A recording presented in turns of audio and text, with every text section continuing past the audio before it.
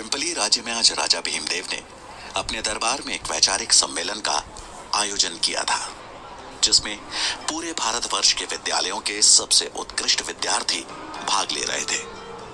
भाग ले रहे सभी छात्रों के लिए दान दक्षिणा थी और जीतने वाले उम्मीदवार के लिए थी राजा के मंत्रिमंडल में मंत्री पद की कुर्सी।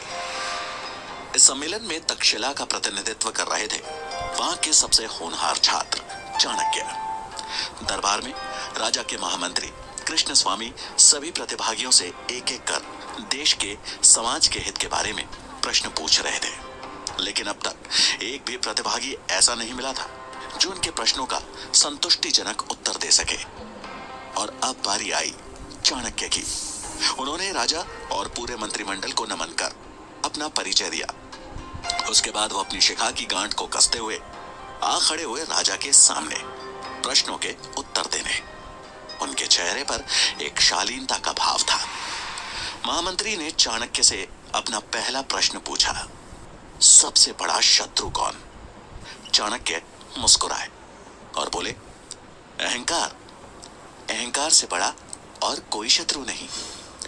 वहां बैठे मंत्रीगणों ने चाणक्य की प्रशंसा की। कृष्ण स्वामी ने अगला प्रश्न पूछा, सबसे बड़ा धन क्या है?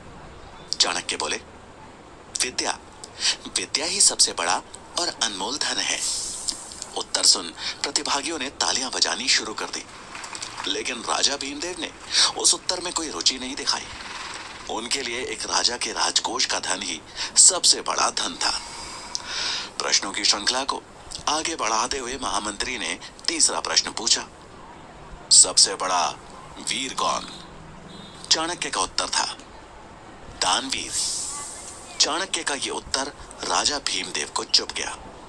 उन्हें लगा मानो चाणक्य उनकी संपन्नता, उनकी वीरता का उपहास कर रहा हो।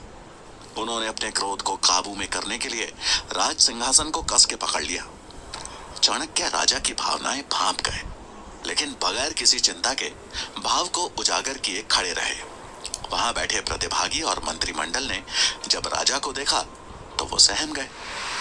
महामंत्री अगला प्रश्न पूछने ही वाले थे कि राजा भीमदेव ने अपने हाथ के इशारे से उन्हें रोक दिया।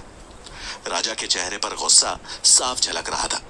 उन्होंने भारी आवाज में कहा, इस ब्राह्मण छात्र से अगला प्रश्न हम पूछेंगे। सभा में सन्नाटा छा गया। सब जानते थे कि अब चाणक्य की खैर नहीं, पर चाणक्य शांत मुद्रा में खड़े रहे। तभी राजा ने कठोर स्वर में पूछा, शास्त्र बड़े या राजा? चाणक्य ने विनम्रता के साथ कहा, महाराज की जय हो। शास्त्र ही साम्राज्य की नींव रखते हैं और साम्राज्य राजा की, इसलिए सबसे पहले शास्त्र। यह सुन राजा भीमदेव से रहा नहीं गया और वो अपनी राजगद्दी से उठ भरे दरबार में चिल्लाते हुए बोले, शास्त्र नहीं, एक राजा सबसे बड़ा होता है मूर्ख। क्या सिखा रहा है तुम्हें तक्षशिला? इतना भी नहीं पता कि अगर राजा नहीं होता तो प्रजा नहीं होती, और बिना प्रजा के तुम्हारे इन शास्त्रों का कोई मोल नहीं है। राजा जितने क्रोध में थे, चाणक्य ने उतने ही शांत स्वर में कहा, क्षमा कीजिएगा महाराज, लेकिन आप सिर्फ जनता के हैं। जनता है इसलिए आप हैं। ये सुन भीमदेव की आंखें गुस्से में लाल हो गई। उन्होंने तलवार की मूठ पर हाथ रखते हुए कहा, अब तो जैसा साधारण छात्र मुझे बताएगा कि मेरा अस्तित्व सिर्फ प्रजा की वजह से है। अपनी सीमाएं मत भूल, तो खुद एक भिखारी है जो यहां दान लेने आया है। चाणक्य को यह बात चुभ गई। राजा ने सिर्फ उनका ही नहीं बल्कि तक्षशिला का भी अपमान किया था। उन्होंने राजा की ओर देख हाथ जोड़े और उनकी आंखों में आंखें डाल कहा, महाराज, शिक्षा को पूजने वाला छात्र साधारण नहीं होता। वो एक दिन शिक्षक बन निर्माण करता है इस समाज का। वो अगर किसी को बना सकता है तो मिटा भी सकता है। और रही बात दान की, तो मैं तक्षशिला से यहाँ दान लेने नहीं आया था महाराज। मुझे लगा यहाँ ज्ञान की पूजा होती है, पर मैं गलत था। जहाँ शास्त्रों का मान नहीं किया जाता, वहां मैं एक क्षण नहीं रुकना चाहता। ऐसा कहते हुए उन्होंने राजा को प्रणाम किया और दरबार से बाहर जाने लगे। उन्हें जाता देख राजा ने अपनी तलवार खींच ली और कहा, तुझे जाने की आज्ञा किसने दी? चाणक्य के कदम वहीं रुक गए और उन्होंने पलटकर अपना शीश झुकाते हुए कहा, क्षमा महाराज, अगर मैंने आपके सम्मान को ठेस पहुंचाई हो। ये एक सम्मेलन है और मैंने बस अपने विचार व्यक्त किए। पूरे दरबार में फिर सन्नाटा छा गया। सबके चेहरे पर हवाइयां उड़ रही थी। राजा भीमदेव का क्रोध 7वें आसमान पर था। वो तलवार उठा जैसे ही चाणक्य की ओर बढ़े तो महामंत्री कृष्ण स्वामी हाथ जोड़ उन्हें रोकते हुए बोले, महाराज क्षमा कर दीजिए इस नादान बालक को। इसे ये पता नहीं है कि ये कहां खड़ा है और क्या कह रहा है। आप दयावान हैं, ब्राह्मणों का आदर करना जानते हैं। आप क्यों एक ब्रह्म हत्या का पाप अपने सर पर ले रहे हैं? इसे क्षमा दान दीजिए महाराज।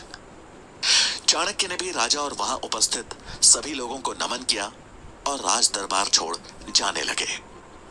उन्होंने जैसे ही मुख्य द्वार की ओर अपने कदम बढ़ाए, महामंत्री ने पीछे से व्यंग करते हुए कहा, एक बात और गांठ बांध लो। अगर यही आचरण रहा तो जिस शिखा का दंभ भर रहे हो, एक दिन ना तो वो रहेगी और ना ही उस शिखा को धारण करने वाला शीश। चाणक्य ने इस अपमान का घूंट स्वाभिमान के साथ पिया और लौट आए तक्षशिला। इस बात को कुछ साल बीत गए। भीमदेव के दरबार से निकाला गया तक्षशिला का यह छात्र आज उसी शिक्षा के मंदिर में आचार्य चाणक्य के नाम से प्रसिद्ध था। आज चाणक्य अपने शिष्यों को राजनीति के बारे में पढ़ा रहे थे कि तभी एक विद्यार्थी ने साहस जुटाते हुए उनसे पूछा, आचार्य, आपको उस दिन राजा भीमदेव से डर नहीं लगा? उनके हाथ में तलवार, दरबार में सैनिक थे, लेकिन आप तो निहत्थे थे।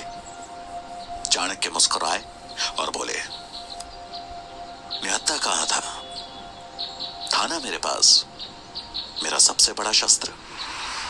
ये सुन वहां बैठे शिष्य एक दूसरे का मुंह ताकने लगे। चाणक्य ने उनकी विडंबना भांप ली। बोले, बुद्धि, यही मेरा शस्त्र था और है।